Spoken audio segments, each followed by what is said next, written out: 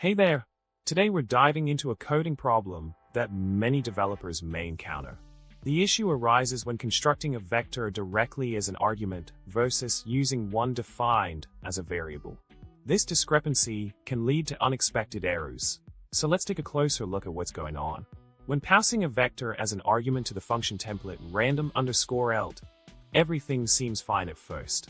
The range is based on the std vector v, whose lifetime extends beyond the function call.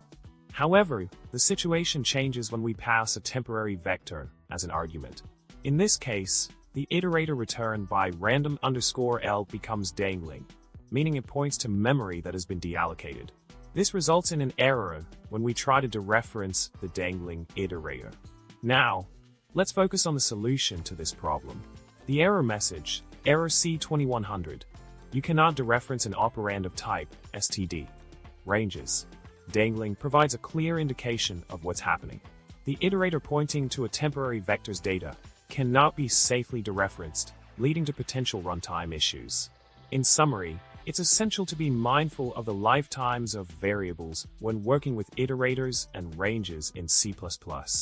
Avoid passing temporaries as arguments to functions that return iterators, as this can result in dangling pointers and errors like the one we discussed. Remember to always double-check the lifespan of your data to prevent unexpected bugs. Thanks for tuning in, and don't forget to subscribe, like the video, and leave a comment with your thoughts. Happy coding!